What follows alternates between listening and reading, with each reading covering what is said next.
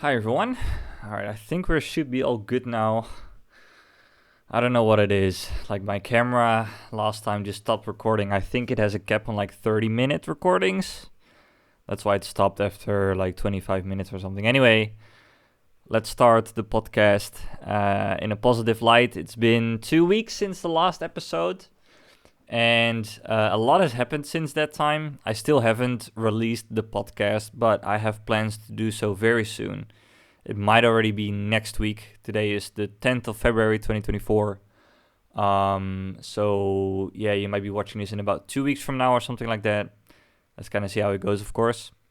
But anyways, in this podcast, I kind of want to do something similar like last time. I just want to catch up on everything that's been happening. This time it's been a shorter time frame, but still a lot has happened. Like it's been quite the amount of stuff that I've learned with regards to building startups and indie hacking, solopreneurial building, and all that sort of stuff. So yeah, it's been pretty crazy.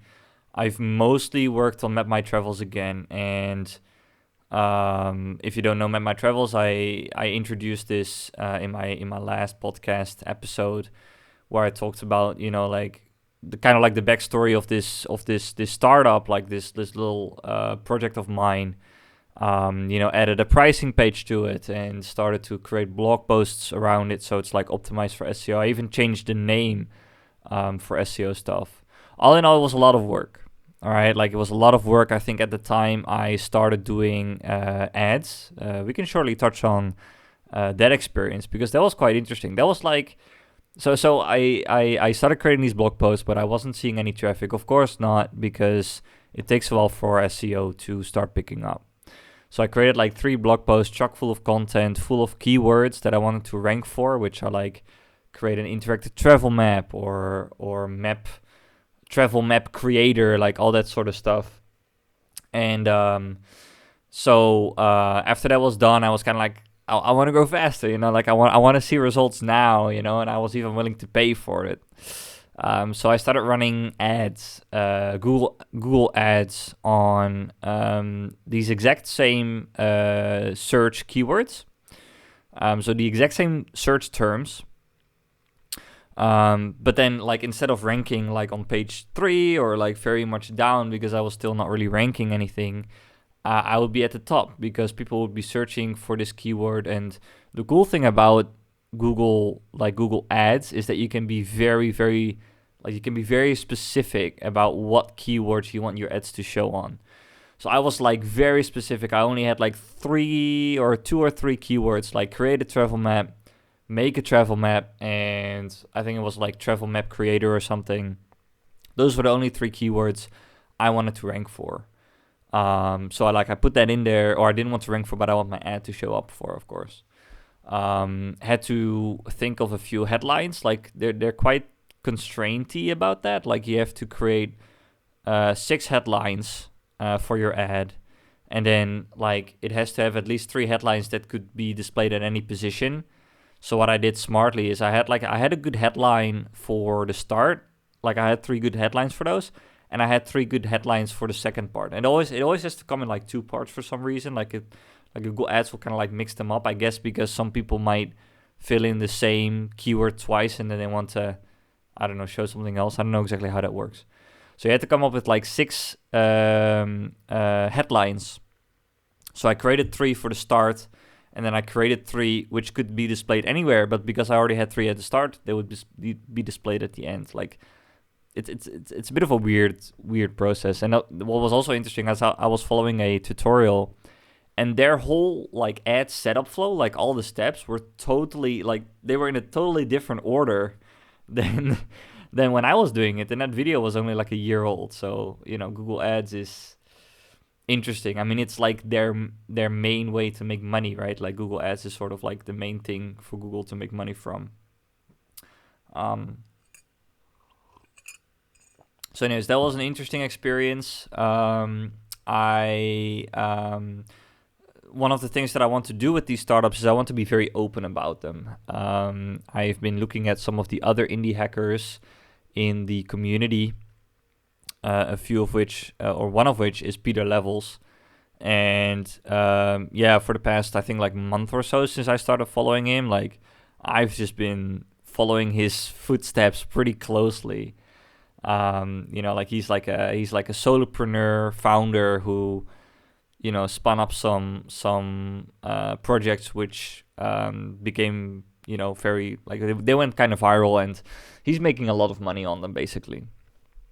So he's making good money with some projects that he created, and he still mostly manages them all himself. Like he doesn't have a team or anything like that. That's why he's kind of called like an indie hacker or like a solopreneur, because he's still the only person really working for it full time, which is very cool. So anyways, I was like kind of like following him, and the cool thing about him and a couple others is that they build in public. So they are very public about the business choices they make, and also the results that they get. Like for example, I don't know if it's Nomad List, which is one of Peter Levels' companies, but I think it's one of his like newest AI companies where he just shows the MRR, which is like the monthly recurring revenue. He shows it on the site. You know what I mean? Like he just shows this site is making this much money, which is pretty crazy if you think about it. Like to be so open about that sort of stuff. And I kind of found that pretty inspiring because it can also help you sort of create, like attention. People can be interested in what you're doing. And one of the biggest outlets for this is apparently Twitter. Like they're all like sharing this sort of stuff on Twitter. So I went all out. Like I already had a Twitter account, but I really started to engage with it for the first time. Like I've been doing Twitter for already a long time, but it was never the primary outlet for anything that I did. And I really started to, like right now, I want to keep up a pace of doing at least one tweet a day. And it can be anything, like it can be just a thought that you had or something like that. I actually really enjoy doing it. And I've been doing this since last week. So on Twitter, he's very open about his companies and everything like that. And so he's very open about his businesses. He's very open about, the revenue that he's making, and sort of like the business steps that he has. And I found that very inspiring, and I want to do something similar. So when I was doing like the running like the ad campaign and everything like that, I also started to share the progress. So I have like one tweet which says like my first experience with, Google Ads, like running Google Ads, spent $50, gained, I think it was like 15 users on Map My Travels, this like travel application, which is not bad. That's like pretty good. Like I sort of listed like all the conversion rates, because I had, out of this ad campaign, I had like 180 something website visitors. And then out of those, in total, around 15 or 16 converted. So I think it was like a conversion rate of around 8%. Of people that converted to actually creating a map. What was interesting though is that there was a majority conversion from website to clicking the button to create a map. But then a lot of people dropped off when they had to sign up, because there's like a sign up step in between, you know what I mean? So like I had, out of the 180, I think around 60 or so would convert. So they would click on create an interactive travel map, or they would click on try now or something like that. That's on the website. And then only like 15 people out of those 60 that landed on the sign up page would actually sign up. And apparently that's still a very high conversion rate for a sign up page, because a lot of people actually drop off there, which is a good learning. There's another thing to learn, and to sort of like manage your expectations with, I guess, that like not everyone that hits the sign up page is going to sign up, you know what I mean? So yeah, that was definitely good learning, good experience, learning about like these ad keywords and all of that sort of stuff. But then again, it just wasn't worth it, because I would get like 15 new users, right? And I was very excited about them. By the way, the interesting thing is that my timing of these ads, like they wouldn't run all day, because I only had like a very small budget per day. Like I ran them for I think 5 days, and I set the budget to like $10 a day. And then I would kind of like run out of budget by a certain time of the day. And that's usually like the like when my ads would be running, it would be night in America, or I think even in Europe. So most of my new users were from Southeast Asia, like, or even like India. I had like, I think 60% of the website visitors would come from India, which is not necessarily a bad thing. But then again, like, I have a feeling that they are not as likely to like pay for a service like this as some people that in America are. But then again, like, how many people are actually going to pay for this kind of service that are just searching for creating a travel map in those 5 days? You know what I mean? So I don't know, like this whole experience, it was a great experience. I definitely learned a lot from it. I had the most user gain in a short period of time I ever had, and my conversion rates are not bad. So I don't think that the product is necessarily a bad thing, and people are going to use it. But looking at like the whole practical and like sort of overall picture, it is going to be a lot of hard work and promotion to make this thing a success, if at all, So after AdSense, I did something else. I decided to reach out to my community. And these were mostly people that I used to follow in my bicycle touring days. So before I did, this whole tech thing, I was a bicycle tourist, and I made bicycle tours. I rode through Europe for 6 months on my bicycle. And I also made videos about it on YouTube.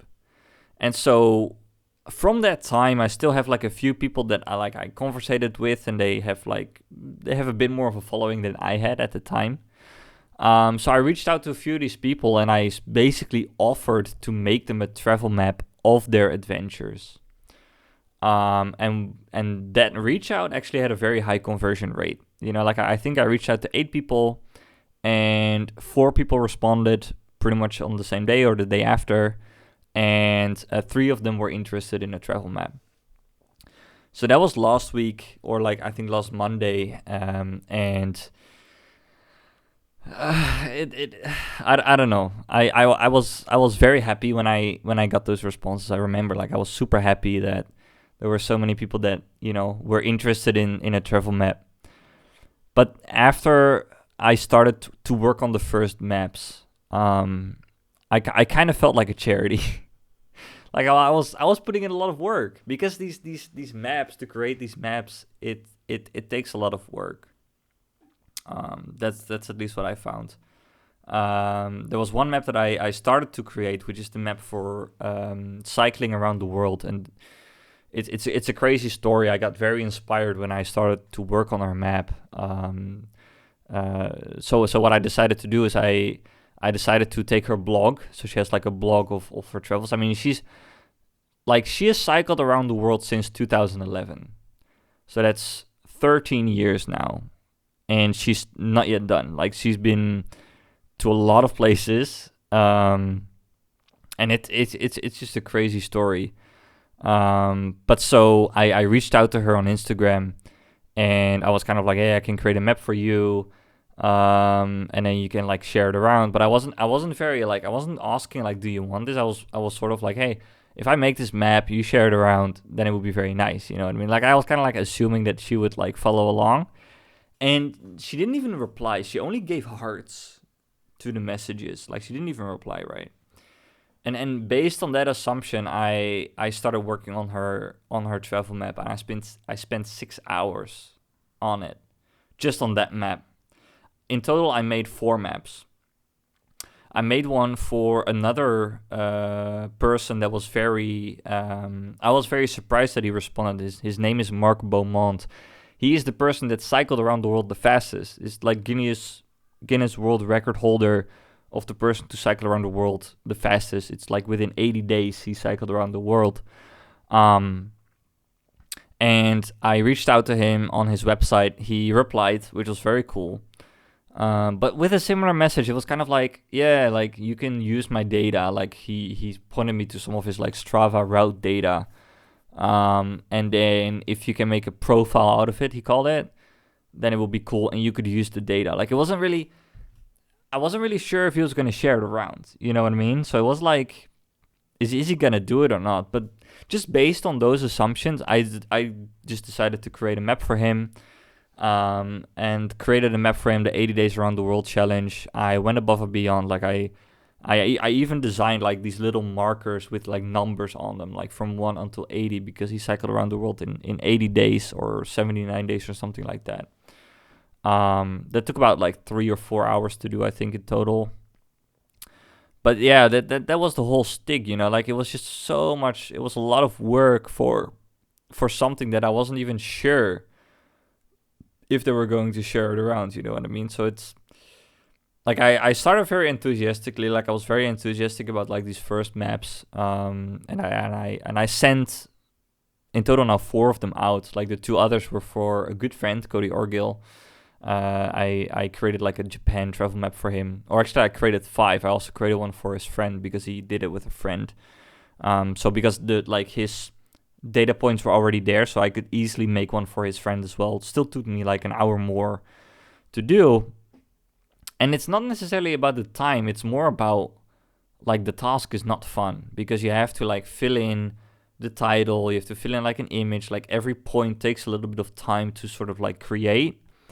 So it was quite time consuming, and it was also quite a draining experience for me.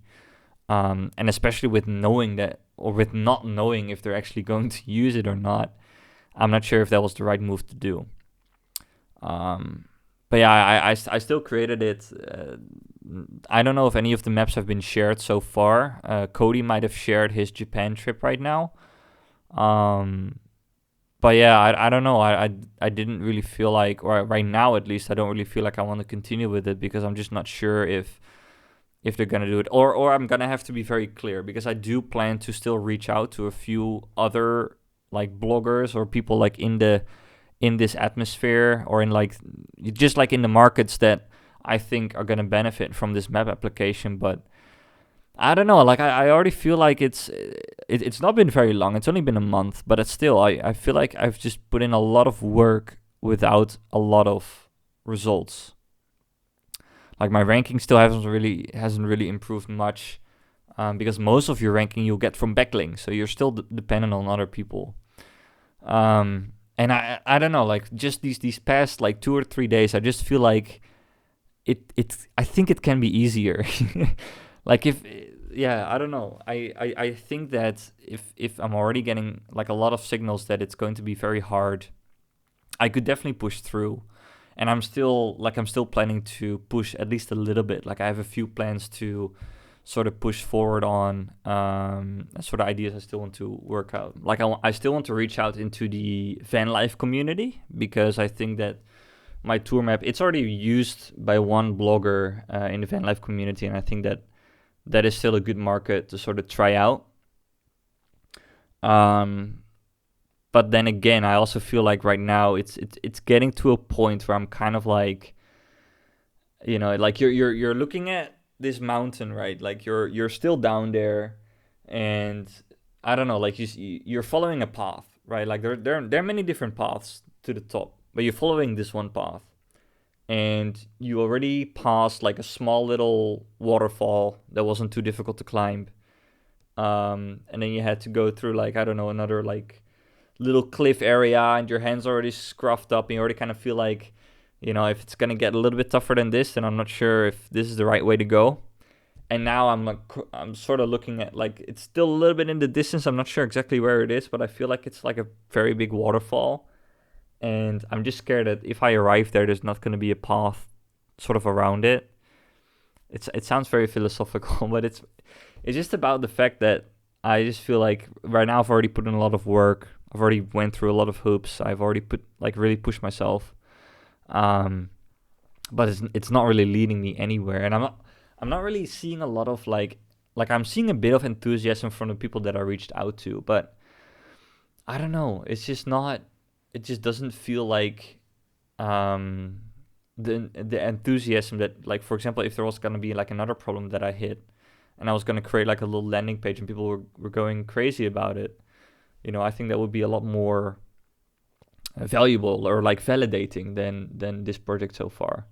Like I've showed it to many people, and I feel like always the response that I get is kind of like meh, that it's not like the world changing thing, because there are already a lot of like map tools out there, and this one is definitely not everybody's fit. Like it's a very niche fit, that currently I would say only Google My Maps really does very well.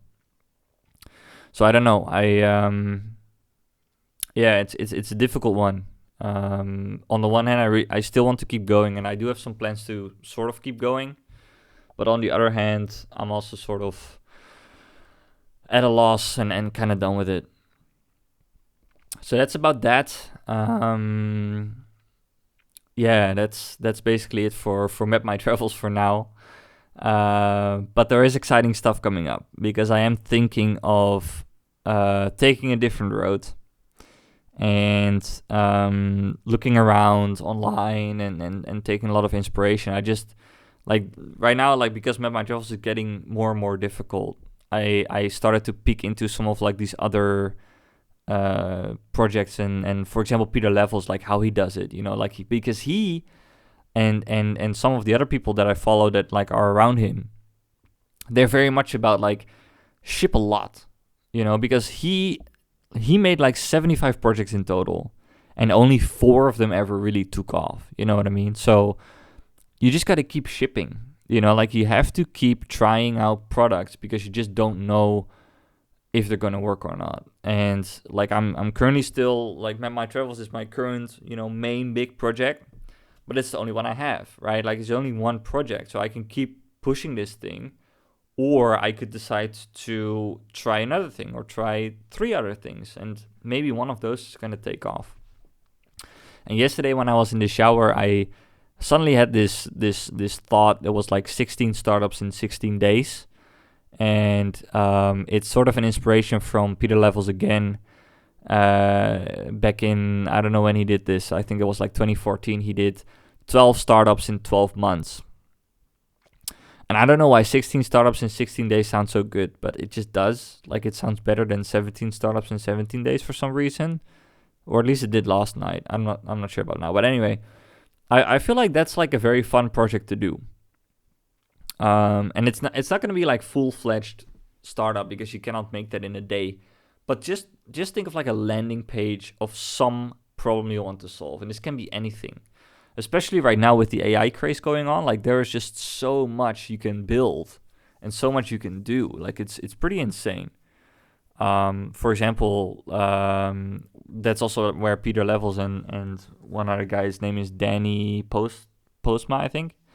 What they're currently working on is like, for example, Headshot Pro, I think it's called, which is like a professional, like you send in your photo and they're going to create like a professional shoot out of it, AI generated, which is like, it's something that wasn't really possible before and now it is. Now that's like a very broad thing, but there's another website that he launched, which is called Hairstyle AI. So you can just like try out different hairstyles on your head, basically. Like that's like a niche problem that first we just couldn't solve, or we could, but then we had to use like Photoshop and stuff. And now we can solve it with AI. So I think that there's still a lot to gain there in that field alone, for products that are currently technically feasible that weren't possible before. So that's sort of like the area that I want to head into, like sort of like these just random startup ideas, and they don't necessarily have to relate with AI, but I feel like right now it's still one of the big trends, which I do believe is going to add a lot of value to us coming forward. And I think that's also the cool thing, because like people say that like AI is going to replace a lot of jobs, which I think is true, but it's also going to create a lot of problem solving that we couldn't do before. Like for example, I think just yesterday a new product launched called Meals.chat.